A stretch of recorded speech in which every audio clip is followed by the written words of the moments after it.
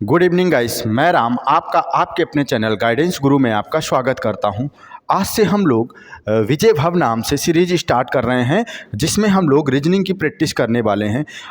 जो हम लोग रीजनिंग की प्रैक्टिस करेंगे, इसमें कुछ ऐसे क्वेश्चन हैं जो आने की संभावनाएं बन सकती हैं या प्रीवियस ईयर के क्वेश्चन भी डाले गए हैं, जिसमें आपको रीजनिंग की कितने 20 क्वेश्चनों की प्रैक्टिस करेंगे हम लोग। आपको जैसा कि पता होगा कि एसएससी जीडी का जो एग्ज़ाम होगा उसमें आपके 80 क्वेश्चन आने वाले हैं टोटल, जिसमें से 20 क्वेश्चन रीजनिंग के होंगे। तो हम लोग आज रीजनिंग की प्रैक्टिस करने वाले हैं। तो चलिए हम लोग स्टार्ट करते हैं। आज ये हम रीजनिंग का पहला सेट करने वाले हैं, प्रैक्टिस सेट 1।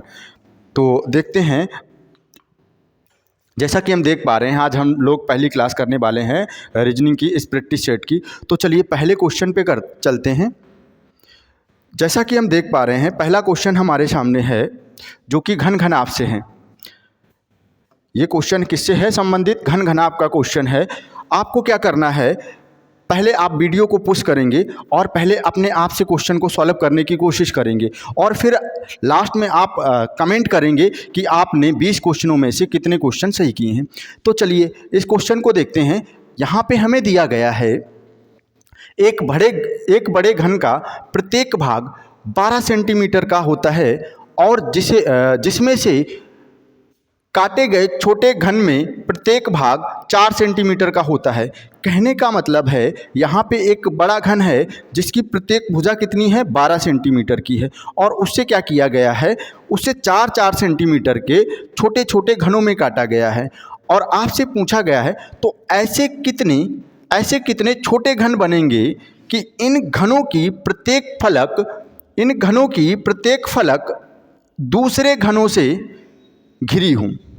तो हम देख पा रहे हैं, हमें दिया गया है कि जो बड़ा घन है उसकी भुजा कितनी है, 12 सेंटीमीटर है। तो हम देख पा रहे हैं, अगर हमें यहाँ पे n पता चल जाए तो हम जान पाएंगे कि घनों के बारे में। तो यहाँ पे होता क्या है, n बराबर होता है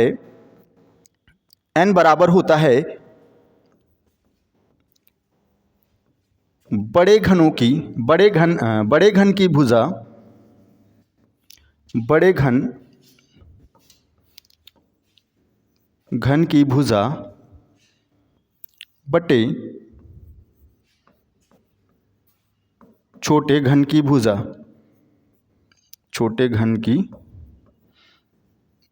भुजा, n बराबर क्या हो जाएगा, बड़े घन की भुजा बटे छोटे घन की भुजा। तो हम देख पा रहे हैं, यदि हम बड़े घन की भुजा को छोटे घन की भुजा से डिवाइड कर दें तो हमें n की वैल्यू पता चल जाएगी, और अगर हम n की वैल्यू निकाल पाए तो हम आसानी से इस क्वेश्चन को कर पाएंगे।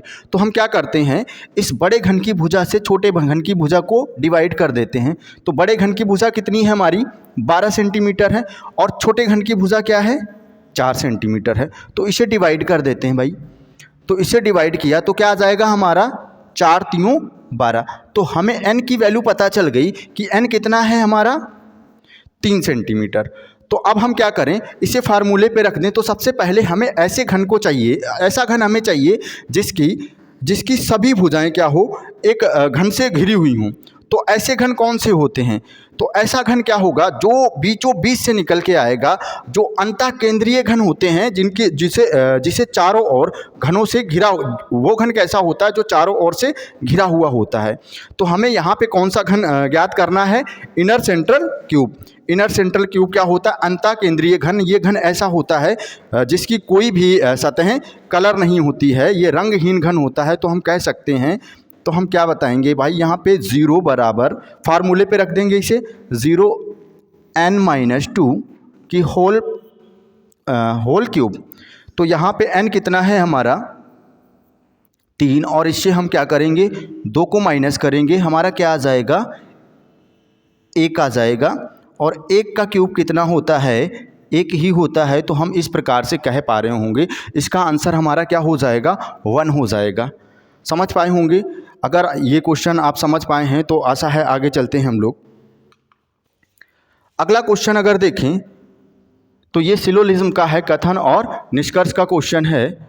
यहाँ पे देखिएगा, हमें बताया गया है, हमें कथन दिया गया है, और हम देख पा रहे हैं 4 कथन दिए गए हैं और 4 निष्कर्ष दिए गए हैं। तो थोड़ा सा इसे जूम कर लेते हैं।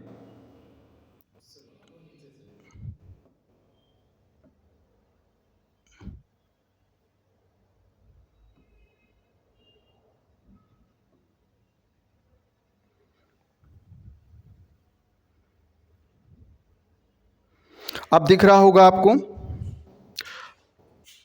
चलिए देख लेते हैं। तो यहाँ पे जब भी हम ऐसे क्वेश्चन को करेंगे तो हमें क्वेश्चन को पढ़ने की ज़रूरत नहीं है। सबसे पहले हम क्या करेंगे, यहाँ पे हम लोग निष्कर्ष को देखेंगे कि हमसे क्या पूछा जा रहा है। तो हम निष्कर्ष को देखेंगे तो पहला निष्कर्ष हमें दिया गया है बॉक्स और पोल के बीच, अर्थात हम कह सकते हैं हमें पहला जानना है निष्कर्ष बॉक्स और पोल के बीच। तो देखें हम कहाँ पे बॉक्स है हमारा, कहाँ पे पोल। तो हम देख पा रहे हैं पोल हमें पहले स्टेटमेंट में मिला है, और जबकि अगर बॉक्स की बात करें तो बॉक्स हमें कहाँ पे मिल रहा है, अंतिम वाले में।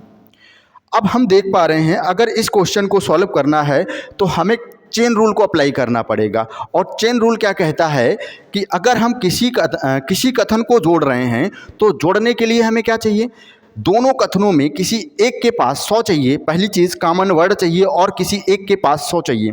तो देख लेते हैं यहाँ पे क्या, अगर हम इससे इसको जोड़ेंगे, फिर इससे इसको, और फिर इससे इसको जोड़ेंगे, तभी हम लोग बॉक्स तक आ पाएंगे। और हम देख लेते हैं कि बॉक्स तक आने के लिए क्या हम जोड़ पाएंगे। तो पहले अगर हमने देखा, इसको अगर गौर से देखें तो हमें पता है इन दोनों में हमें कॉमन क्या मिला, फैन कॉमन है यहाँ पे, और इस वाले फैन के पास कितना है, 50 है।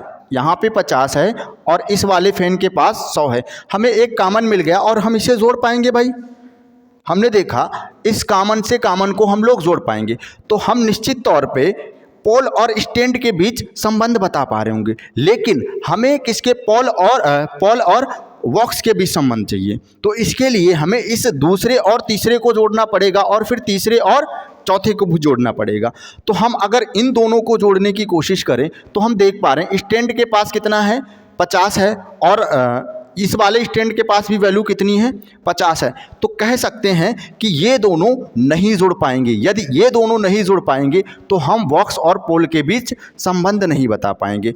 हम कह सकते हैं कि बॉक्स और पोल के बीच जो भी डिफिनेट रिजल्ट होंगे वो क्या हो जाएंगे, गलत हो जाएंगे। लेकिन जब जहाँ पे डिफिनेट रिजल्ट को नहीं बनाया जा सकता है वहाँ पे संभावनाएं सही होती हैं, सारी पॉसिबिलिटी सही होती हैं। तो यहाँ पे अगर देखा जाए तो हमारी पॉसिबिलिटी सारी की सारी सही हो जाएंगी। तो हम इस बेस पे हम ये बता पा रहे होंगे कि ये निश्चित निष्कर्ष हमारा गलत है।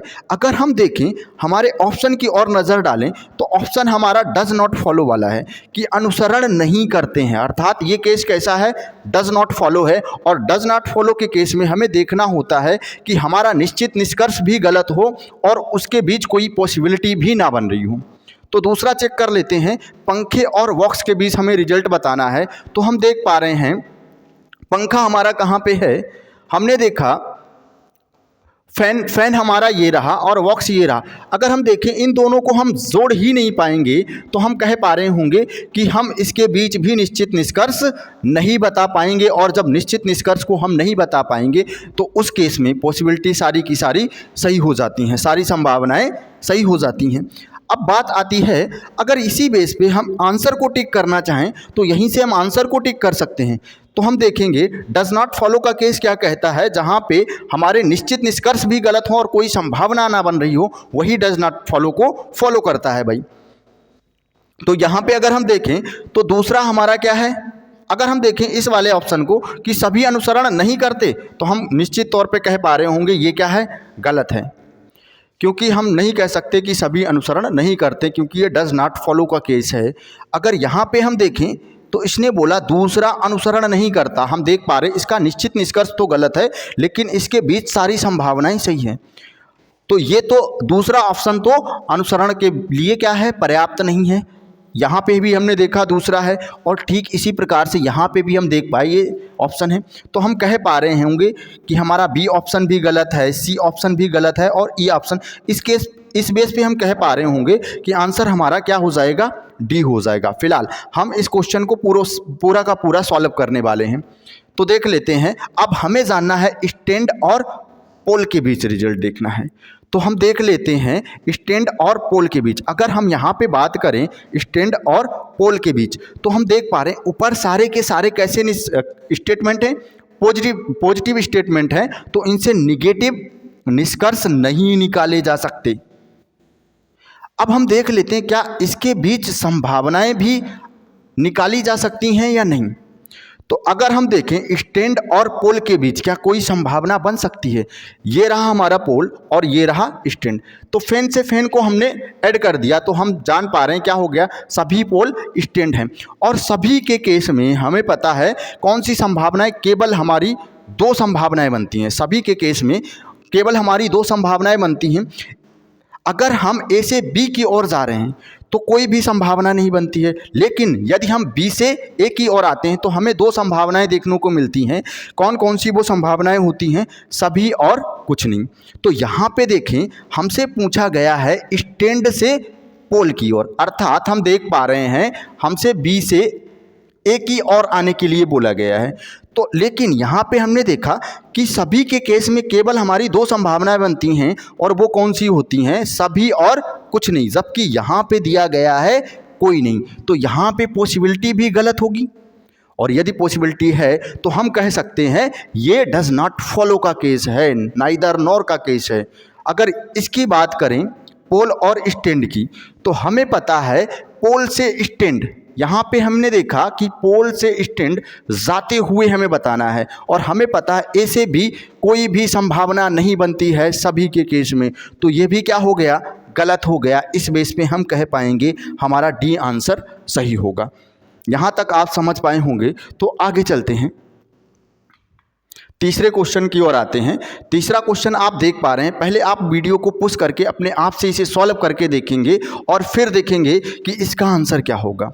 तो यहाँ पे हम इसे सॉल्व कर लेते हैं। हमने देखा हमें दिया गया है कि के का पिता जी है। क्या बोला गया है हमें कि के का पिता जी है। फिगर बना लेते हैं इसका। तो हमें पता चला कि के का पिता कौन है,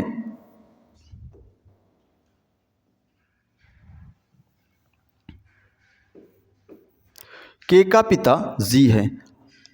अब जी के का पिता है तो जी कहाँ होगा, ऊपर बैठेगा और के नीचे बैठेगा, और पिता है तो इसके लिए क्या होगा, पॉजिटिव साइन होगा, प्लस का साइन यूज करेंगे। जैसा कि हमें पता है मेल के लिए हम लोग प्लस का साइन यूज करते हैं, जबकि फीमेल के लिए माइनस साइन यूज करते हैं। तो हमें पता चला के का पिता कौन है, जी है, जो ए का भाई है, जो ए का भाई है। ए का भाई कौन है, जो ए का भाई है, ए का भाई है जी। ए का भाई कौन है, जी। अच्छा भाई है तो इसके साथ में बैठेगा। अभी हमें ए के जेंडर के बारे में कोई जानकारी नहीं है, ए लड़का है या लड़की है। चलिए आगे पढ़ लेते हैं। आगे हमें दिया गया है एम ए की सिस्टर इन लॉ है। क्या बोला गया है, जो एम है वो ए की सिस्टर इन लॉ है। इस बेस पे हम कह सकते हैं जो एम है वो ए की साथ वाली पीढ़ी में बैठेगी, अर्थात हम इसे भी कहाँ पे बिठा सकते हैं, इसी पीढ़ी में बिठा सकते हैं। और ये सिस्टर इन लॉ है, अर्थात भाभी या साली भी कह सकते हैं। सिस्टर इन लॉ का मतलब क्या होता है, भाभी साली। तो हम यहाँ पे कह पा रहे होंगे ये कैसी है, ये मेल, ये क्या है, फीमेल है। एम को यहाँ पे बिठा पाए, और इसके लिए हम कौन सा साइन यूज करेंगे, फीमेल है क्योंकि ये। आगे देखें, आगे दिया गया है आर की बेटी है। यहाँ पे कोई भी कीवर्ड नहीं यूज़ किया गया है, कामा लगा के लिख दिया गया है आर की बेटी है। तो हम क्या कह सकते हैं, अगर जो साइन यूज़ किया होता तो क्या होता, यहाँ पे जो लिखा जाता, यहाँ पे कामा लगा दिया है और डायरेक्टली लिख दिया है कि आर की बेटी है, अर्थात यहाँ पे जो कीवर्ड यूज़ होना चाहिए था वो कौन सा, और शब्द यूज होना चाहिए। और हमें पता है अगर कीवर्ड और होगा तो हम दूर वाले के लिए यूज कर रहे होंगे। तो यहाँ पे हम क्या कर लेते हैं, और को मान लेते हैं। तो जैसे ही हम यहाँ पे और को मानेंगे तो हमें पता है दूर वाला शब्द आएगा, और दूर हमें क्या दिया गया है, एम दिया गया है। तो यहाँ पे हम क्या रख सकते हैं, एम को लिख सकते हैं। तो अब हम इसे पढ़ने की कोशिश करें तो हम देख पा रहे हैं क्या लिखा हुआ है, एम आर की बेटी है, एम आर की बेटी है। तो भाई देख लेते हैं, एम कौन है, आर की बेटी है, तो आर कहाँ चली जाएगी, ऊपर। अब आर की ये बेटी है, हो सकता है ये मेल हो, अर्थात इनके पिताजी भी हो सकते हैं और माताजी भी हो सकती हैं। चलिए आगे चलते हैं। अभी हमें इसके जेंडर के बारे में कुछ भी नहीं पता है, इस वजह से हम यहाँ पे कोई भी साइन यूज़ नहीं करने वाले हैं। आगे देखते हैं। आगे दिया गया है टी के केवल 2 बेटे हैं।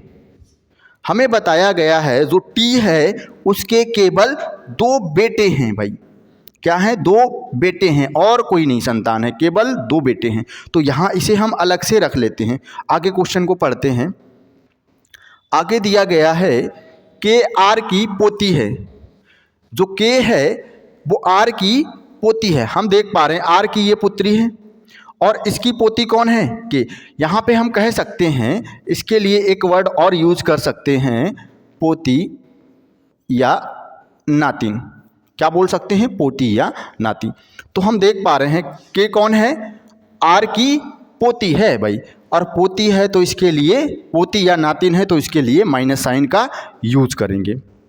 फिर हमने देखा ए जो एक पुरुष है, हमें बताया गया जो ए है वो क्या है? एक पुरुष है। उसका केवल एक सहोदर है। सहोदर का मतलब होता है भाई। तो हम देख पा रहे हैं इसका केवल एक सहोदर है, और हमें बताया भी गया था शुरुआत में कि जो जी है वो एक का भाई है। आगे चलते हैं। आगे लिखा गया है, आगे हमसे पूछा गया है एम टी से कैसे जुड़ा है? एम टी से कैसे जुड़ा है या कैसे संबंधित है? तो अब हम इसको यूज कर लेते हैं कि ये कहाँ पे आएगा। तो जैसा कि हमने देखा, हमें बोला गया था टी के केवल 2 बेटे हैं। तो हम देख पा रहे हैं 2 मेल कहाँ पे हैं? ये लिखे गए हैं हमारे पास 2 मेल। तो हम टी को कहाँ पे सेट कर सकते हैं? यहाँ पे सेट कर सकते हैं और कह सकते हैं ये दोनों टी के बेटे हैं। और ये क्या है? क्योंकि इसका केवल एक सहोदर है, केवल यही है, तो ये इसकी क्या हो जाएगी? पत्नी हो जाएगी, और ये इसकी पत्नी हो जाएगी। और इसके लिए हमें बताया गया था कि ये पिताजी और ये माताजी हैं। तो हमसे पूछा गया एम का टी से क्या संबंध है? तो हम देख पा रहे हैं ये रहा टी। ये टी क्या है? जी के पिताजी हैं, और बेटे की वाइफ कौन होती हैं? बहू होती हैं। तो ये हमारा क्या हो जाएगा? डी आंसर सही हो जाएगा। चलिए आगे चलते हैं। आगे देखते हैं नेक्स्ट क्वेश्चन। अगला क्वेश्चन हमारा कोडिंग डिकोडिंग से संबंधित है। यहाँ पे क्या है? कोडिंग डिकोडिंग से संबंधित है। तो इस क्वेश्चन को देखिएगा और इसे कैसे कर सकते हैं हम लोग। अब जब भी हम देखेंगे कोडिंग डिकोडिंग में नंबर की फॉर्म में दिया जाए, हमें क्या दिया जाए? नंबर की फॉर्म में दिया जाए, तो हम कैसे इस क्वेश्चन को हमें करना चाहिए? तो सबसे पहले हमें इसका क्या करना चाहिए? ऐड करके देखना चाहिए कि इसका योग कितना आ रहा है। तो यहाँ पे मैं एक बार इसे लिख देता हूँ। मैंने यहाँ पे लिख दिया CRISS।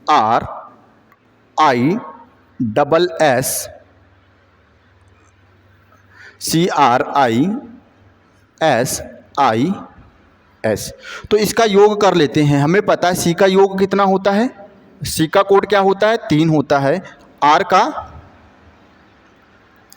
18, I का होता है 9, S का होता है 19, I का 9 और S का 19। तो इसको योग कर लेते हैं भाई। इसका योग कितना हो जाएगा? इसे जोड़ लेते हैं एक बार। तो हमें पता है 18, यहाँ से जोड़ लेते हैं, 19 दूना 38, और 38 और 9 कितने हो जाएंगे? 39, 40 और 40 और 7 47। 47 में हम जोड़ देते हैं 47, 9, 18 और 3 भाई जोड़ देते हैं 10, और 10 8 18, 18 और 9 हो जाएंगे हमारे 27, और 27 और 5 7 हो जाएंगे। हमने देखा कि इसका योग कितना आया है? इसका योग क्या हो जाएगा? 77। क्या 77 से हम किसी प्रकार से इसे ला सकते हैं? अगर हम देखें क्या 77 से ये किसी प्रकार से पॉसिबल है इस आंसर को लाना? तो यहाँ पे हम देखें भाई, अगर हम इन दोनों का आपस में मल्टीपल करके देखें तो 7 सत्ते 49, जबकि यहाँ पे 40 लिखा गया। अगर दोनों का एडिशन करके देखें, ऐड करके देखें, तो हम देख पा रहे हैं 7 दूनी 14, जबकि यहाँ पे 13 लिखा गया है। तो हम देख लेते हैं, हो सकता है इसके अपोजिट लेटर का योग किया गया हो। तो एक बार इसके अपोजिट का योग कर लेते हैं। हमें पता है सी का अपोजिट क्या होता है, एक्स होता है, और जिसका कोड क्या होता है 24 होता है। आर का अपोजिट क्या होता है, आई होता है, और जिसका कोड क्या होता है 9 होता है। आई का अपोजिट आर होता है, एस का अपोजिट एच होता है, जिसका कोड 8 होता है। आई का अपोजिट आर होता है, और जिसका कोड क्या होता है 18, और एस का अपोजिट एच होता है। तो इन सभी को ऐड कर लेते हैं भाई, कितना हो जाएगा, इनको ऐड करके देख लेते हैं।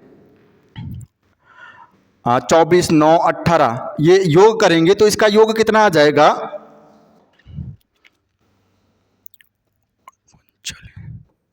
80 क्या हो जाएगा 85, कितना आ जाएगा 85।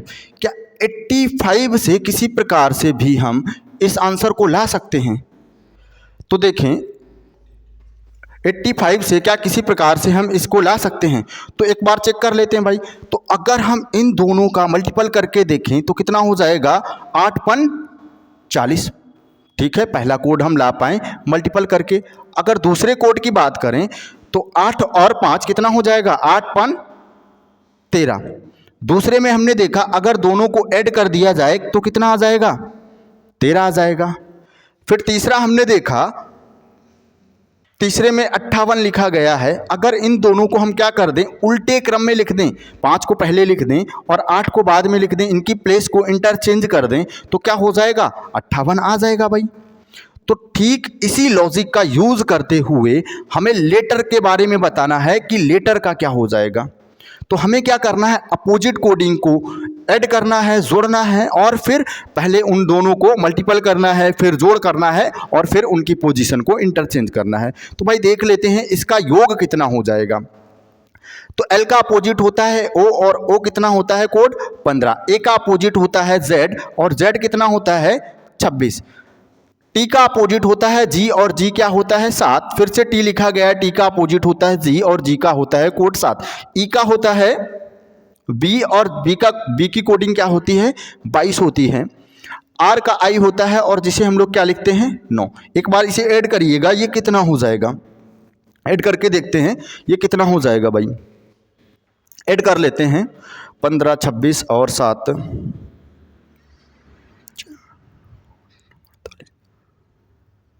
क्या हो जाएगा 86 हो जाएगा। चलिए देख लेते हैं क्या 86 से इस आंसर को लाया जा सकता है। चेक कर लेते हैं भाई। तो हमें पता है पहले हम मल्टीपल करेंगे, फिर प्लस करेंगे, और फिर उसके बाद इनकी पोजीशन को इंटरचेंज कर देंगे। तो मल्टीपल कर लेते हैं, 8 छंग 48। तो हमने देखा पहले सी ऑप्शन में हमें 48 दिख गया भाई। तो इस बेस पे हम इसको आंसर टिक कर सकते हैं और आगे चल सकते हैं। लेकिन अब हम चेक कर लेते हैं, अगर इन दोनों का ऐड करें तो कितना हो जाएगा 8, 6, 14। तो क्या दिखा हमें 14। इसके बाद इन दोनों की प्लेस को इंटरचेंज कर दें तो कितना हो जाएगा 68 हो जाएगा। तो इस बेस पे हम बता पा रहे होंगे कि ये आंसर इसका क्या हो जाएगा, सी आंसर हो जाएगा। यहाँ तक समझ पाए होंगे। तो अगले नेक्स्ट क्वेश्चन की ओर चलते हैं। नेक्स्ट क्वेश्चन है हमारा, जो कि 5वां क्वेश्चन है। यहाँ पे क्वेश्चन हमसे रैंकिंग के बेस पे पूछा गया है। ये क्वेश्चन किससे है, रैंकिंग से संबंधित है। यहाँ पे हमें बताया गया है एक क्लास में प्रत्येक छात्र ने अलग अलग रैंक प्राप्त की है। अमन की रैंक ऊपर से 11वीं है। हमें बताया गया है, अच्छा इस क्वेश्चन जब भी हमारे सामने ऐसा क्वेश्चन हो, हमें क्वेश्चन को पहले पढ़ के टाइम वेस्ट नहीं करना। हमें जैसे जैसे क्वेश्चन को पढ़ना है और ठीक वैसे वैसे ही सॉल्व करते रहना है। तो अगर हम इस क्वेश्चन की बात करें, जब भी ये क्वेश्चन सॉल्व करते हैं ये डिस्टेंस के बेस पे सॉल्व होता है, और डिस्टेंस से एक कम करके क्या करते हैं, हम अपने व्यक्तियों की संख्या बताते हैं। तो यहाँ पे देख लेते हैं, हमें बताया गया है अमन की रैंक ऊपर से 11वीं है। कह सकते हैं जो अमन है वो ऊपर से 11वां है।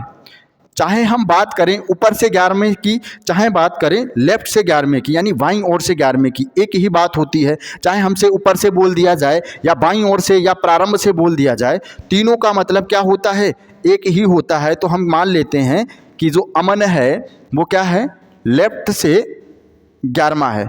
कौन है ये? अमन। आगे दिया गया है और निखिल की रैंक नीचे से 18वीं है। चाहे नीचे की बात हो या राइट साइड से बात हो, दाईं ओर से बात हो, बात एक ही होती है। तो हम देख पा रहे हैं, अगर हम माने ये कौन है हमारा? निखिल। निखिल की रैंक कितनी है? 13वीं है। इन दोनों के बीच की बात करें, अब इस क्वेश्चन को सॉल्व करने के लिए हमें इन दोनों के बीच में व्यक्तियों की संख्या की आवश्यकता होगी। अगर हम इन दोनों के बीच में व्यक्तियों की संख्या के बारे में पता चल जाए तो इस क्वेश्चन को हम आसानी से सॉल्व कर सकते हैं। तो हमने देखा यहाँ पे बताया गया है इनके बीच केवल 3 व्यक्ति हैं या 3 छात्र हैं। तो यहाँ पे 3 छात्र हैं तो दूरी कितने की होगी? दूरी हमेशा व्यक्तियों की संख्या से 1 अधिक होती है। यदि बीच में 3 छात्र हैं तो दूरी हो जाएगी 4 की, और यदि 4 छात्र होते तो दूरी कितनी हो जाएगी? 5 की हो जाएगी। फिलहाल यहाँ पे हमारे पास 3 छात्र हैं तो हम कह पा रहे होंगे जो दूरी होगी वो कितनी हो जाएगी? 4 की हो जाएगी इन दोनों के बीच में। अच्छा, ये तो जब की बात है जब ये दोनों एक दूसरे को आपस में क्रॉस नहीं कर रहे हैं।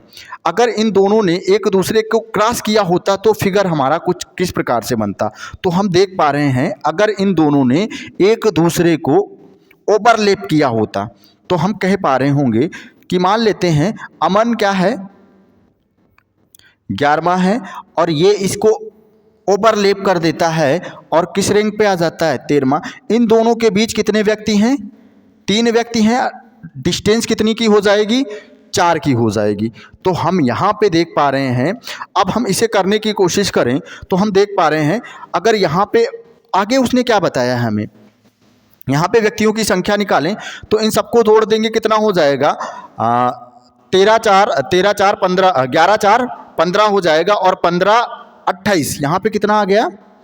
15 और 13 28। इसका योग क्या हो गया? टोटल 28। और हमें पता है ये क्या है? हमारी डिस्टेंस है। ये क्या है? डिस्टेंस है।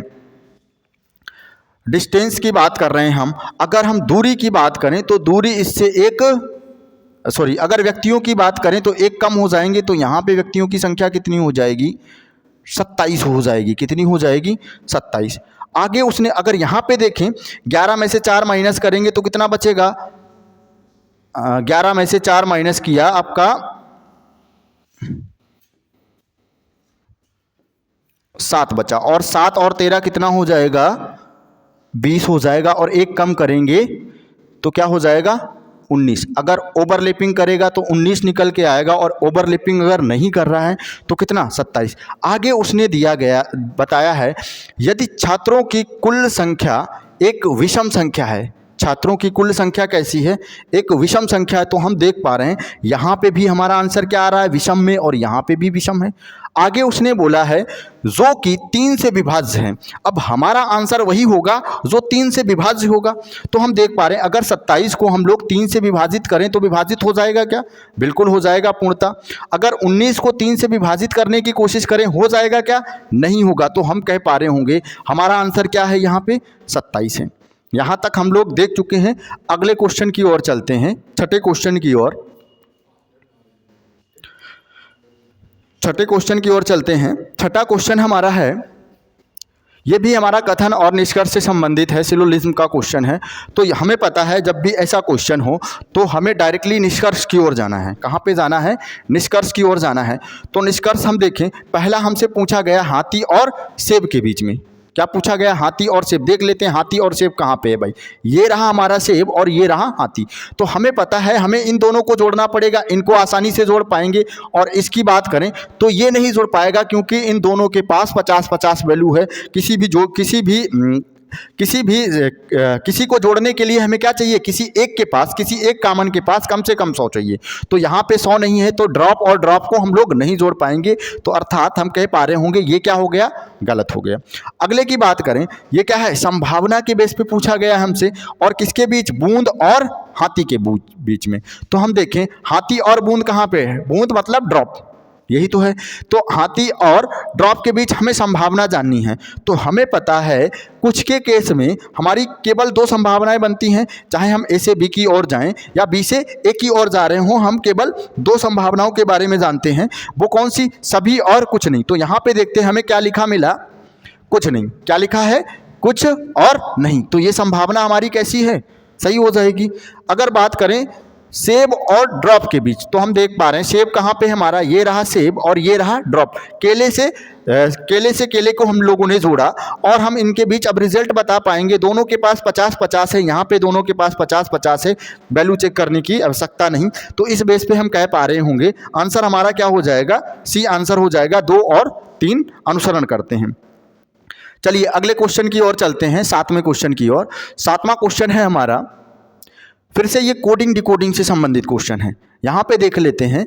यहाँ पे हमने देखा क्या किया गया है। यहाँ पे अगर आप गौर से देखो तो इन 4 वर्ड को देखो और इन वर्डों को देखो, सेम वर्ड हैं, कुछ भी चेंजमेंट नहीं किया गया है। तो हम देख पा रहे हैं ये 4-4 के इसने क्या किए हैं?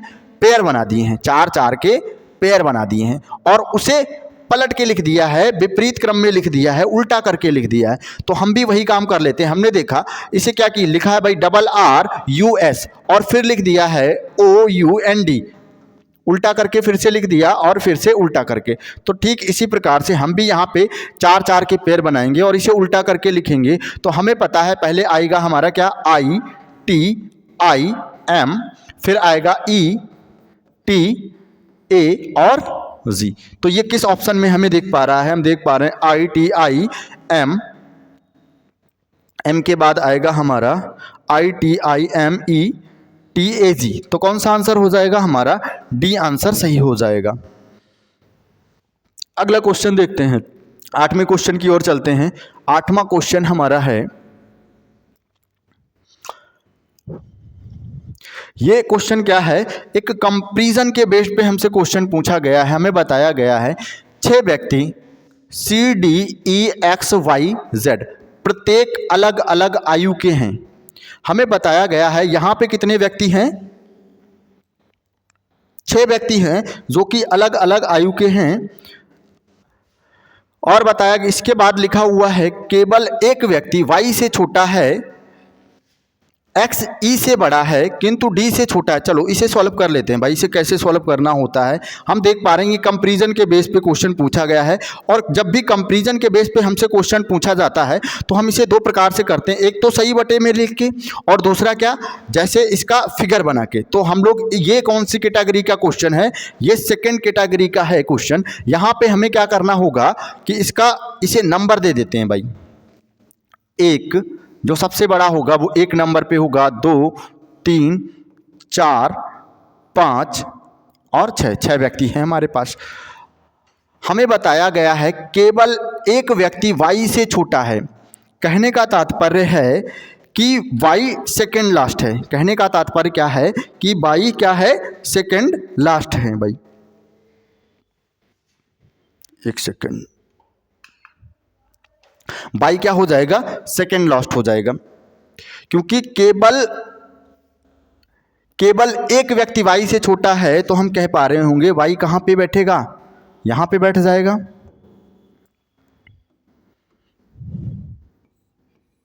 फिर आगे बताया गया है X E से बड़ा है। हमें बताया गया है जो X है वो किससे बड़ा है? E से बड़ा है। X ऊपर बैठ जाएगा और E नीचे होगा। कितना बड़ा है अभी हमें ये कुछ नहीं बताया गया है। आगे देख लेते हैं, किंतु D से छोटा है। किंतु D से छोटा है कौन? X E से बड़ा है किंतु D से छोटा है। आगे देखते हैं, E Y से बड़ा है। हमें बताया गया जो है कि जो E है वो क्या है? Y से बड़ा है। हमें पता चला जो E होगा उसके ऊपर Y बैठेगा, पर कितने ऊपर बैठेगा अभी ये नहीं पता है हमें। आगे चेक करते हैं। आगे दिया गया है ना तो D ना ही C सबसे बड़ा है। फिर हमें बताया गया C और D ये सबसे बड़े नहीं हैं। ये दोनों क्या हैं? सबसे बड़े नहीं हैं। ना तो C यहाँ पे आ सकता है फर्स्ट पोजीशन पे और ना ही D आ सकता है। चलिए अब चेक कर लेते हैं। जेड से बड़े कितने लोग हैं। अब यहाँ पे इसे सेट कर लेते हैं, हमें पता है। अब अगर यहाँ पे देखें कि डी को हम यहाँ पे नहीं बिठा सकते, पहली पोजीशन पे डी को बिठाने के लिए उसने मना कर रखा है, तो हम डी को कहाँ पे बिठाएं कि वाई से पहले ई बैठ जाए। तो हम डी को कहाँ पे बिठा सकते हैं, डी हमारा यहाँ पे हो जाएगा, एक्स यहाँ पे हो जाएगा और ई यहाँ पे हो जाएगा। अब हम देख पा रहे हैं कि सी को हम यहाँ पे नहीं बिठा सकते हैं और हमारे पास केवल और केवल दो जगह बची हुई हैं, तो सी को कहाँ पे बिठा दें, यहाँ पे बिठा दें। अब एक व्यक्ति और बच गया हमारे पास, कौन बच गया है, जेड बच गया है, तो जेड को कहाँ पे बिठा दें, यहाँ पे। अब हमसे पूछा गया है कि जेड से बड़े कितने लोग हैं, क्या पूछा गया है कि जेड से बड़े कितने लोग हैं। तो हम देख पा रहे हैं जेड से बड़ा कोई भी नहीं है, जेड सबसे ऊपर की पोजीशन पे बैठा है, तो इसका आंसर हो जाएगा 0, इसका आंसर हो जाएगा 0। नए क्वेश्चन की ओर आते हैं। यहाँ पे हमें बताया गया, ये आपका सिटिंग अरेंजमेंट का क्वेश्चन है। चलिएगा यहाँ पे देखिए, हमें बताया गया 6 व्यक्ति A B C D E और एफ एक वृत्ताकार मेज के केंद्र की ओर मुख करके बैठे हैं। सभी के सभी व्यक्तियों का मुख कहाँ पे है, केंद्र की ओर। चलिए इसे सॉल्व कर लेते हैं। हमें पता है जब भी सिटिंग अरेंजमेंट का क्वेश्चन हो तो हमें उसे पढ़ने की आवश्यकता नहीं है, हम क्या करेंगे, डायरेक्टली उस क्वेश्चन को सॉल्व करने की कोशिश करेंगे। कितने व्यक्ति हो गए, 6 व्यक्ति, क्योंकि सभी की सभी कहाँ पे देख रहे हैं, केंद्र की ओर देख रहे हैं। अच्छा, जब सभी के सभी व्यक्ति केंद्र की ओर देख रहे होते हैं तो बायां और दायां क्या होता है। अगर हम क्लॉकवाइज जाएंगे, कहाँ पे जाएंगे, क्लॉकवाइज जाएंगे, तो क्या हो जाएगा, ये बायां, क्या हो जाएगा, ये बायां। क्लॉकवाइज ट्रेवल करने पे हम कहाँ चलते हैं, सिटिंग अरेंजमेंट में बाईं ओर। तो चलिए यहाँ पे इसे सॉल्व कर लेते हैं। जैसे ही पहला वर्ड हमें मिलेगा उसे हम बिठा देंगे सबसे यहाँ पे, कहाँ पे बिठा देंगे, यहाँ पे। तो देखिएगा यहाँ पे लिखा है वी ई के दाईं और दूसरे स्थान पर बैठा है। मैंने क्या किया, वी को यहाँ पे बिठा दिया। अब हमें पता चला कि वी ई के दाईं ओर है और कितना, दूसरा है। अब हम ई को कहाँ पे बिठा दें, ई को अगर हम यहाँ पे बिठा दें तो देखो बी ई के दाईं ओर हो जाएगा एक और दो, दूसरा इस साइड क्या हो जाएगा, दायां हो जाएगा। बी ई के दाएं दूसरे स्थान पर है, दूसरे स्थान पर है। आगे बात करें, सी ई के बाएं, सी ई के बाएं और ठीक बगल में बैठा है। फिर हमें बताया गया है जो सी है वो ई के बाएं और ठीक बगल में बैठा है, तो ई का बायां इस साइड हो जाएगा और ठीक बगल में बैठा है, ठीक उसका पड़ोसी है। तो हम देख पा रहे होंगे तो सी कहाँ पे बैठ जाएगा हमारा, यहाँ पे सी बैठ जाएगा, ठीक इसके बगल वाली सीट पे। आगे बात करें तो आगे लिखा गया है एफ डी के दाएं दूसरे स्थान पर बैठा है। एफ कहाँ पे बैठा है, डी के दाएं दूसरे स्थान पर बैठा है। तो डी का दायां किधर होगा, अगर हम एफ को यहाँ पे बिठाते हैं, मान लेते हैं हमने एफ को यहाँ पे बिठाया, तो एफ के इस साइड दाएं कौन है, एफ डी के दाईं ओर है। एफ कहाँ पे है, डी के दाईं ओर है। तो हमें डी को कहाँ पे बिठाना चाहिए, हमें पता है एफ दाईं ओर है तो एफ को इधर जाना होगा। अगर हम डी को यहाँ पे बिठा दें तो दाईं दूसरा कौन बैठ जाएगा, एफ बैठ जाएगा, 1 2, दूसरा कौन हो जाएगा, एफ। देखो डी के दाएं दूसरा 1 और दूसरा कौन हो गया, एफ। अगर हमने कोई और पोजीशन ली होती, मान लेते हम डी को यहाँ पे बैठाते तो 1 और 2 यहाँ पे डायरेक्ट यहाँ पे क्या था, सी हमारा पहले से ही बैठा था। अगर यहाँ पे हमने डी को बिठाया होता तो 1 और 2 यहाँ पे ऑलरेडी ई बैठा था और यहाँ पे हम बिठा नहीं सकते। तो अब हम देख पा रहे हैं हमारे पास केवल एक व्यक्ति और बचा हुआ है, वो कौन है, ए बच गया है भाई। कौन बच गया है, ए बच गया है। तो एक ही जगह बची है तो हम यहाँ पे कौन किसे बिठा देंगे, ए को बिठा देंगे। अब हमसे पूछा गया है कि ए के दाएं तीसरे स्थान पर कौन बैठा है, ए के दाएं तीसरे स्थान पर कौन बैठा है। तो ए का दायां किस साइड होगा, ये ए का दायां होगा और तीसरा 1 2 3 कौन हो जाएगा, डी हो जाएगा। आंसर डी हमारा आंसर हो जाएगा। चलिए आगे चलते हैं 10वें क्वेश्चन की ओर। 10वां क्वेश्चन हमारा क्या है, डायरेक्शन से है, दिशा परीक्षण से है। तो यहाँ पे देखिए हमें बताया गया है गिरधर एक मंदिर में था और उसका मुख पश्चिम दिशा की ओर था। अगर इस क्वेश्चन को हम देखें, हमें क्या चाहिए, यहाँ पे गिरधर के फेस की डायरेक्शन चाहिए। तो हम देख पा रहे हैं गिरधर के फेस की डायरेक्शन किधर है, वो मंदिर में था या मस्जिद में था या गुरुद्वारे में, इससे हमें कोई मतलब नहीं। हमें देखना है कि इसके फेस की डायरेक्शन कहाँ पे है। तो हम देख पाए कि गिरधर के फेस की डायरेक्शन किस ओर है, हमें बताया गया है गिरधर के फेस की डायरेक्शन पश्चिम की ओर है।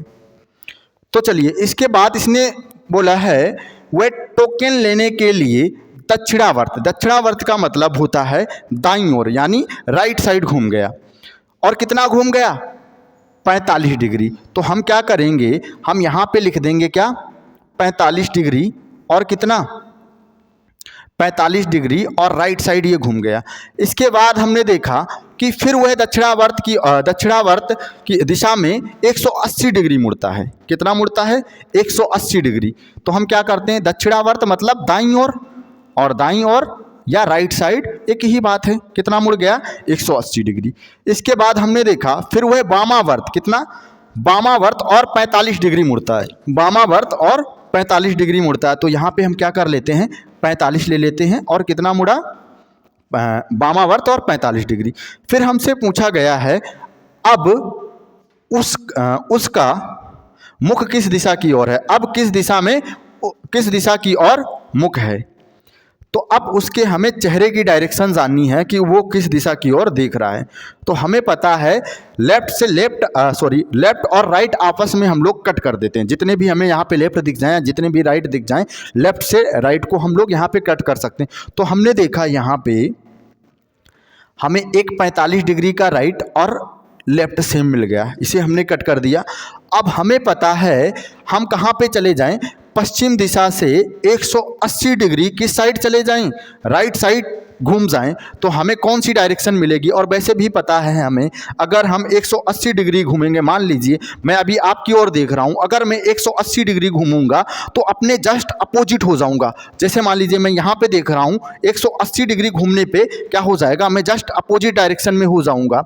तो पश्चिम का अपोजिट क्या होता है भाई, पश्चिम की अपोजिट डायरेक्शन क्या होती है, ये पश्चिम हो गया, ये हमारा पूर्व हो गया, उत्तर और ये दक्षिण। तो पश्चिम की अपोजिट डायरेक्शन क्या होगी, या हम कह पा रहे होंगे 180 डिग्री दाईं ओर क्या होगा, पूर्व हो जाएगा हमारा, जो कि डी ऑप्शन में हमें दिया गया है।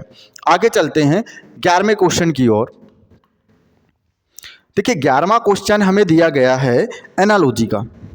यहाँ पे हमें बताया गया है उस विकल्प का चयन करें जिसमें शब्द वही साझा करते हैं जो दिए गए शब्दों के जोड़े को साझा करते हैं। अर्थात कहने का मतलब क्या है, उसने हमें बताया है कि एक ये जोड़ा जो दिया गया है, इन दोनों का आपस में क्या संबंध है, और ऑप्शन में वही संबंध हमें निकालना है। तो हमने देखा यहाँ पे लिखा गया है मॉरिशस। क्या लिखा गया है, मॉरिशस। तो मॉरिशस का पोर्ट लुइस से क्या संबंध है। तो जो मॉरिशस है, मॉरिशस की कैपिटल क्या है, पोर्ट लुइस। मॉरिशस की कैपिटल क्या है, पोर्ट लुइस, अर्थात राजधानी क्या है, पोर्ट लुइस। तो हमें देखना है कि इसमें से कौन सा देश और उसकी राजधानी एक साथ में दी है। तो सबसे पहले ऑप्शन की बात कर लेते हैं। हमने देखा जाम्बिया और उसके साथ में दिया है हरारे। तो जाम्बिया क्या है, अफ्रीका कॉन्टिनेंट का एक देश है, और उसकी राजधानी क्या हरारे है, नहीं, हरारे क्या है, जिम्बाब्वे की राजधानी है। हरारे जिम्बाब्वे की राजधानी है। तो क्या ये क्या हो जाएगा, आपका गलत हो जाएगा। अगला ऑप्शन है सूडान और तंजानिया। ये भी क्या है, अफ्रीका कॉन्टिनेंट के देश हैं, अफ्रीका कॉन्टिनेंट की कंट्रियां हैं। ये दोनों क्या हैं, कंट्री हैं। तो ये भी क्या हो जाएगा, गलत हो जाएगा। आगे बात करें, हमने देखा नाइजीरिया और सिलेगन, ये भी क्या हैं, ये दोनों क्या हैं, अफ्रीका कॉन्टिनेंट के देश हैं। तो ये भी आंसर क्या हो जाएगा हमारा, गलत हो जाएगा। अगर बात करें इस डी ऑप्शन की, तो केन्या की राजधानी क्या होती है, नोरेबी होती है। और हम देख पा रहे हैं ये भी क्या है, अफ्रीका कॉन्टिनेंट का ही एक देश है। कौन सा, केन्या, और जिसकी राजधानी क्या है, नोरेबी है। तो हम देख पा रहे हैं ये आंसर क्या हो जाएगा हमारा, सही हो जाएगा। अगले क्वेश्चन की ओर चलते हैं, 11वें क्वेश्चन की ओर। ये हमारा कैलेंडर का क्वेश्चन है। देखिएगा यहाँ पे हमें बताया गया है शमिता की वर्षगांठ 15 मार्च 2020 को रविवार के दिन थी।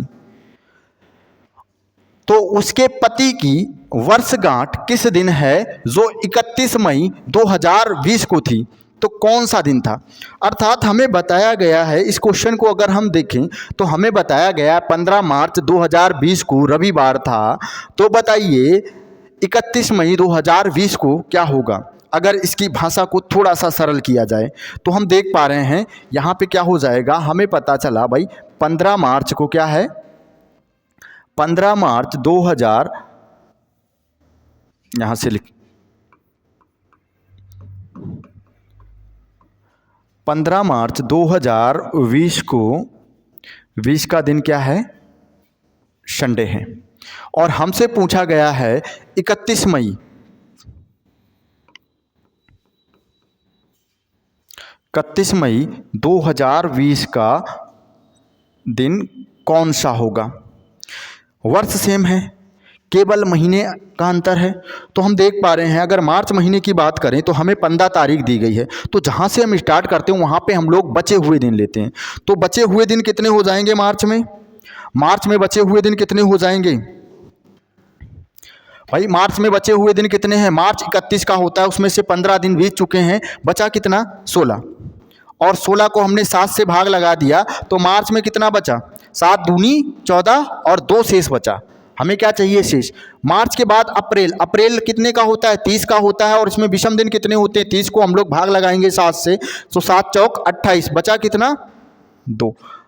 इसके बाद मई की बात करें, मई 31 तारीख दी है तो दी ही तारीख लेते हैं, तो यहाँ पे 7 से भाग लगाएं तो 7 चौक 28, कितना बच गया हमारा 3। तो हम देख पा रहे 4 और 3 कितना हो गया 7, 7 या 0, 7 को हम 7 से भाग लगाएंगे 0, और 7 या 0 क्या होता है, एक ही बात होती है।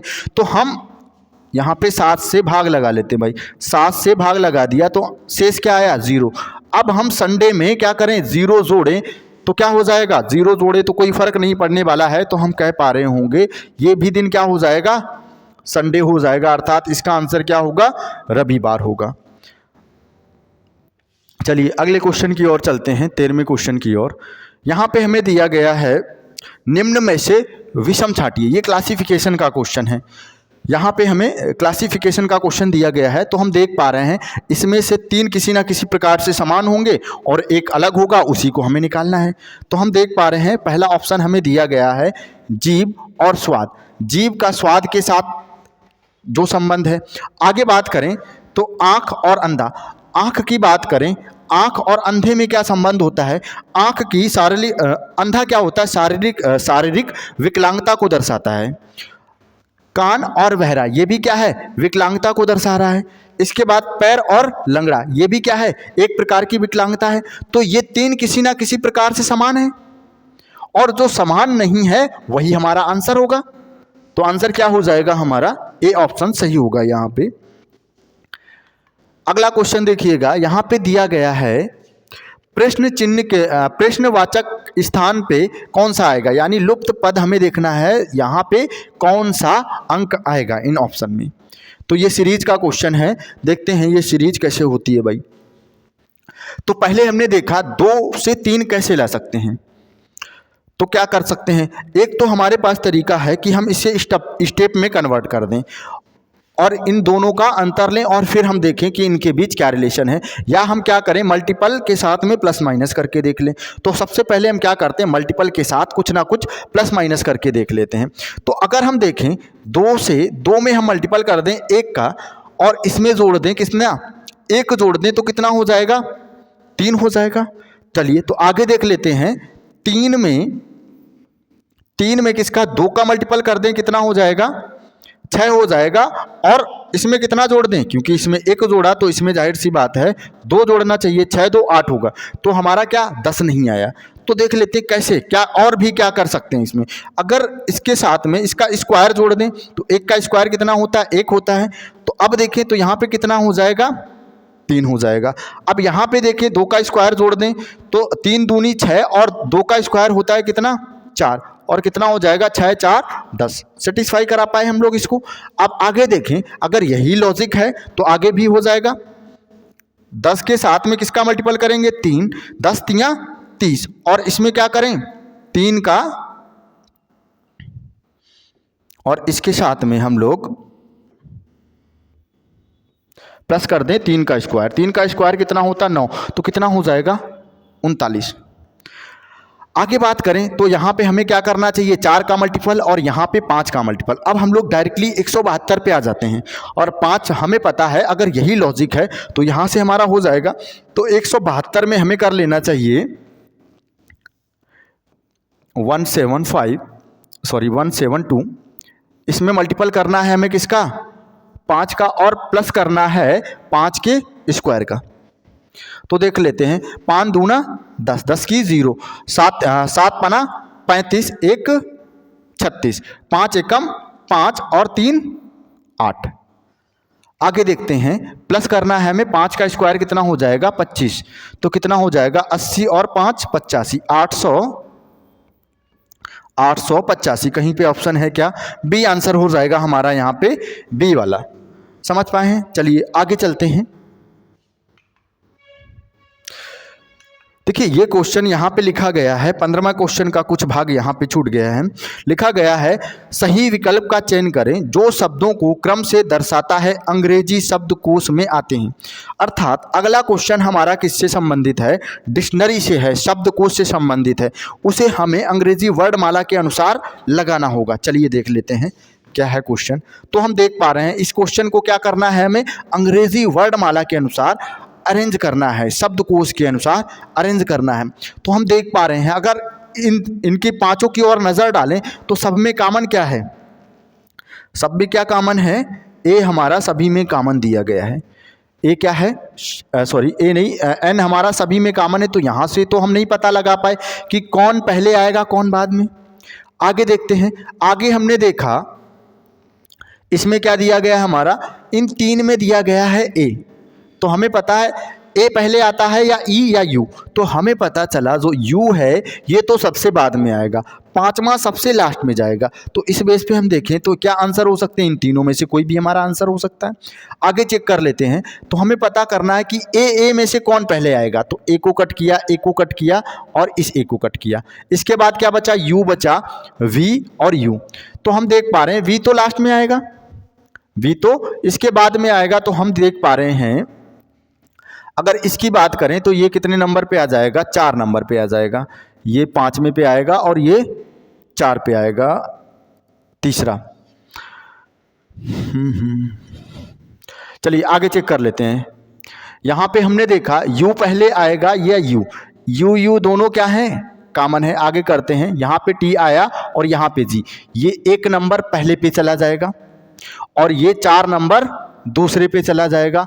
अब तीसरे पे कौन सा आएगा, तीसरे पे क्या चला जाएगा, 2 नंबर तीसरे पे चला जाएगा और 3 नंबर चौथे पे चला जाएगा और 5 नंबर 5वें पे जाएगा। तो देख लेते हैं कोई ऑप्शन है हमारे पास, 14235, 14235।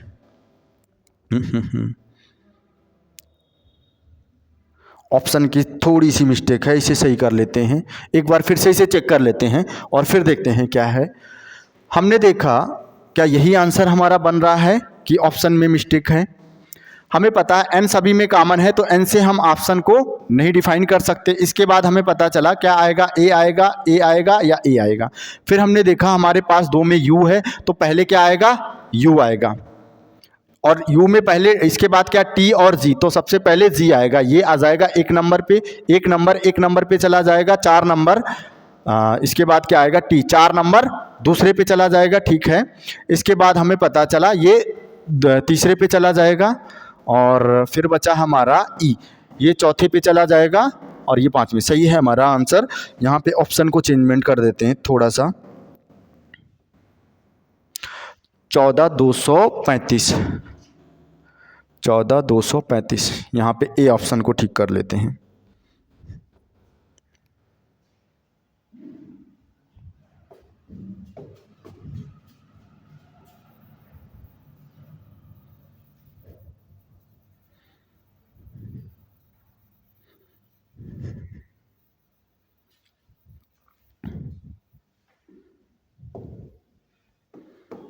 क्या हो जाएगा, 14235। कौन सा आंसर सही हो जाएगा? ए आंसर हमारा सही हो जाएगा। अगले क्वेश्चन की ओर चलते हैं, 16वें क्वेश्चन की ओर। तो 16वां क्वेश्चन हम देख पा रहे हैं, हमें बताया गया है धरती, जंगल, पेड़, इनके बीच कौन कौन से संबंध है। तो आप 4 ऑप्शन देख पा रहे हैं, बताइएगा कौन सा आंसर इसका सही हो जाएगा। तो बताइएगा भाई कौन सा इसका आंसर ठीक होगा। चलिए, अगर हम यहाँ पे देखें, हमने मान लिया ये क्या है, अर्थ है, और ये क्या है, हमने मान लिया ये जंगल है, फॉरेस्ट है, और ये ट्री है।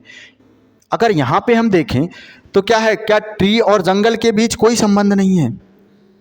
भाई ट्री और जंगल के बीच, जंगल में क्या होते हैं, फॉरेस्ट में क्या होते हैं, ट्री है, यानी कुछ ट्री क्या होते हैं, जंगल में होते हैं, और कुछ ट्री आपके घर के बाहर भी खड़े होते हैं। तो हम ये तो नहीं कह सकते कि सभी के सभी ट्री जंगल में होते हैं। अगर कोई सोच रहा है कि इसका आंसर ये होना चाहिए तो ये बिल्कुल गलत है। ये क्या है, ये गलत है।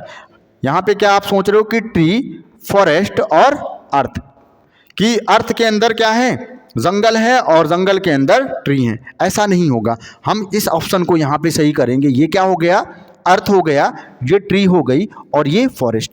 अर्थात जितने भी जंगल हैं, सारे के सारे जंगल कहाँ पे हैं, अर्थ पे हैं।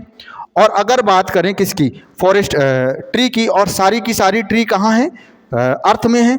और अगर बात करें इन दोनों के रिलेशन की, तो कुछ ट्री जंगल में है और कुछ ट्री क्या होती हैं, जंगल में नहीं भी हैं। तो आंसर क्या हो जाएगा इसका सही, डी आंसर हो जाएगा। अगले क्वेश्चन की ओर चलें, 17वें क्वेश्चन की ओर। यहाँ पे क्या है, लुप्त पदों से संबंधित क्वेश्चन है हमारा।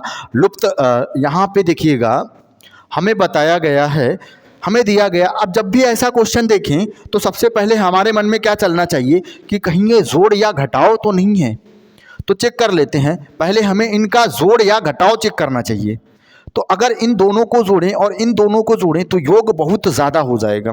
तो क्या करें, एक बार इसका घटाव करके देख लेते हैं। तो 72 से 24 को घटा देते हैं हम लोग। क्या करते हैं, 72 से 24 को माइनस कर देते हैं। 12 में से 4 गया, कितना हो जाएगा, 8। 6 में से 2 गए, कितना बचेगा, 4। यहाँ से 48 मिला। 18 और 17 में से 1 गया तो कितना बचेगा, 1।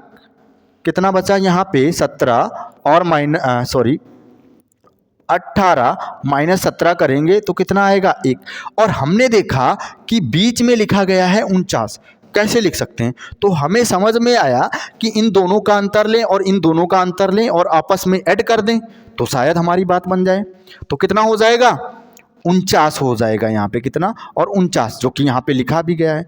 तो अब हमें क्या करना है, इन दोनों का अंतर ले लेना है और आपस में ऐड कर देना है। तो देख लेते हैं इन दोनों का अंतर कितना हो जाएगा।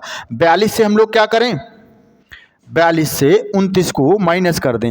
12 में से 9 गया, कितना बचा, 3 बच गया हमारा।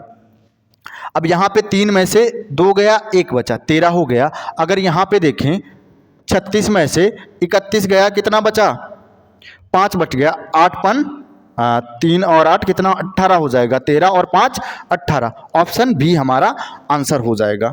अगले क्वेश्चन की ओर चलते हैं, 18वें क्वेश्चन की ओर।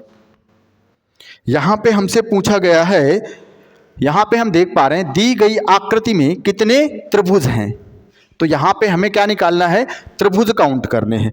तो जब भी त्रिभुज का ऐसा क्वेश्चन आपके सामने आए, आपको क्या करना है, यहाँ पे नंबरिंग दे देनी है, 1 2 3 और 4। हमने क्या किया, यहाँ पे नंबरिंग दे दी, और जो सबसे बड़ी वाली नंबरिंग होगी उसमें 2 का मल्टीपल कर देंगे। किसका मल्टीपल कर देंगे, 2 का मल्टीपल कर देंगे। सबसे पहला हमें काम करना है, इसमें नंबरिंग देनी 1 2 3 और 4, और इस बड़े वाले में क्या करेंगे, 2 से मल्टीपल कर देंगे। तो हम देख पा रहे 4 दूना 8। तो हमें पता चला इस इतने की अगर हम बात करें तो हमें कितने त्रिभुज मिल जाएंगे, 8 त्रिभुज मिल जाएंगे। और अगर ये भी इसी जैसा है, बिल्कुल सेम टू सेम, तो यहाँ से भी कितने मिलेंगे, 8।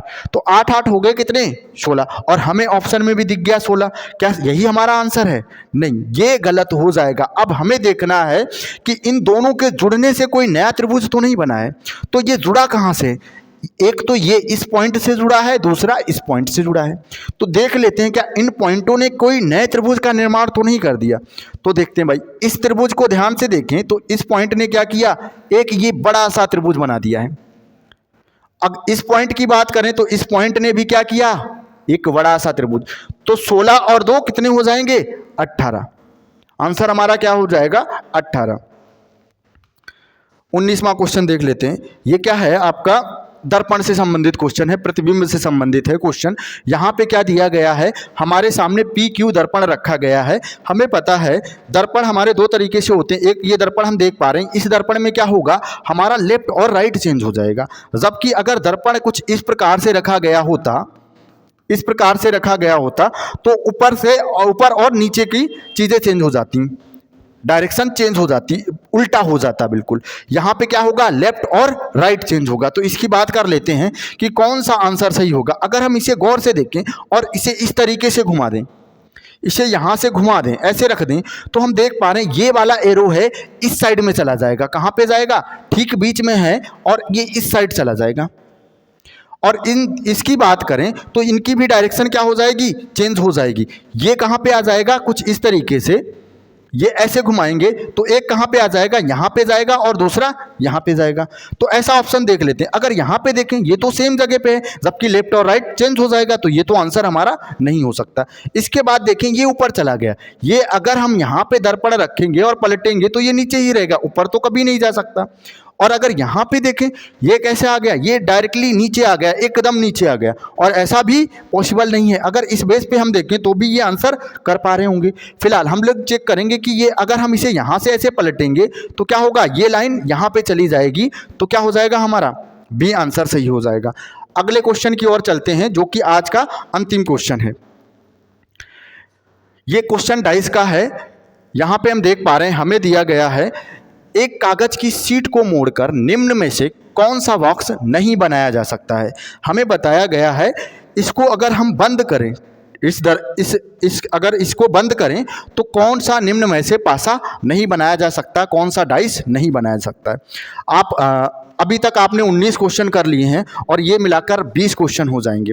तो आपको क्या करना है, आपको कमेंट में जवाब देना है इन 20 क्वेश्चनों में से आपने कितने ठीक किए हैं। चलिए फिलहाल इसे कर लेते हैं। तो हम अगर इसकी बात करें, अगर हम एक सीधी रेखा में ट्रेवल करें, एक सीधी रेखा में ट्रेवल करें तो होता क्या है, एक के बाद अगली जो सतहें आती है वो एक दूसरे की अपोजिट होती हैं। तो हम देख पा रहे हैं, अगर हम यहाँ पे अगर हम देखें तो अगर सीधी रेखा में हम ट्रेवल कर रहे हैं तो अल्टरनेट सतहें क्या होती है, सरफेसेस एक दूसरे की अपोजिट होती है। तो हमें पता चला कि 3 का अपोजिट क्या हो जाएगा, हमें पता चला भाई 3 का अपोजिट क्या हो जाएगा, 8 हो जाएगा। 3 का अपोजिट क्या हो जाएगा, 8 हो जाएगा। अगर बात करें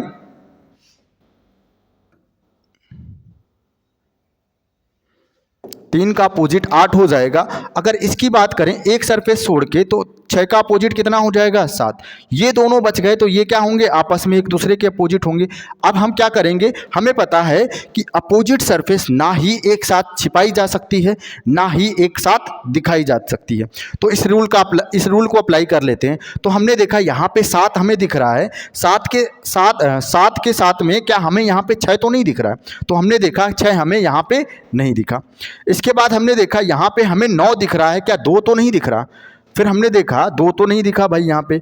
अब 8 दिख रहा है, क्या 3 तो नहीं दिख रहा, तो 3 भी हमें नहीं दिख रहा। तो हम कह सकते हैं हमें बताना है निम्न में से कौन सा नहीं बनाया जा सकता। जबकि हम इसको अगर देखें तो ये बनाया जा सकता है, और यदि बनाया जा सकता है तो ये आंसर हमारा नहीं होगा। अगले की बात करें, 9 के साथ में क्या हमें कहीं पे 2 दिख रहा है, तो हम देख पा रहे हैं 9 के साथ में हमें 2 दिख गया, तो ये क्या होगा, नहीं बनाया जा सकता है। तो यही हमारा आंसर हो जाएगा। आगे हमें चेक करने की कोई आवश्यकता नहीं है। फिलहाल अगर हम चेक करके देखेंगे तो ये दोनों भी कैसे ऑप्शन होंगे जो बनाए जा सकते होंगे।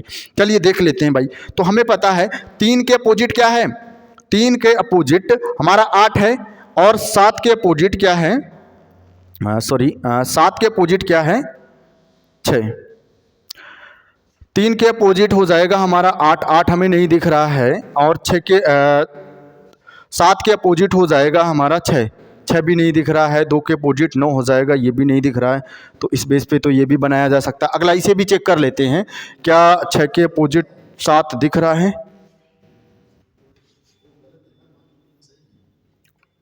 चलिएगा यहाँ पे क्या है, हमें चाहिए निम्न में से कौन सा नहीं बनाया जा सकता है? तो ये भी क्या है, नहीं बनाया जा सकता, ये भी क्या है, बनाया जा सकता है, और बनाया जा सकता है तो ये भी गलत हो जाएगा। ठीक इसी प्रकार से ये भी बनाया जा सकता है तो ये भी गलत हो जाएगा। आशा करते हैं यहाँ तक कि आपको क्लास समझ में आई होगी। ये 20 क्वेश्चन हम लोग कर चुके हैं, तो अगली क्लास में फिर से हम लोग नए 20 क्वेश्चन लेके आएंगे। ये क्वेश्चन इसके साथ में प्रीवियस ईयर और कुछ ऐसे क्वेश्चन हैं जो हो सकता है, संभावना है कि आने वाले एग्जामों में आपसे ऐसे क्वेश्चन पूछे जा सकते हैं। चलिएगा, आज की क्लास को यहीं ऑफ करते हैं। अभी तक आपने अगर हमारा वीडियो सब्सक्राइब नहीं किया, हमारा चैनल सब्सक्राइब नहीं किया है, तो हमारे चैनल को सब्सक्राइब करें और वीडियो को शेयर करें, कम से कम अपने 10 दोस्तों को शेयर करें, और फिर उसके बाद में कमेंट करें कि 20 में से आपने कितने क्वेश्चन सही किए हैं। चलिएगा, धन्यवाद, मिलते हैं अगली क्लास में।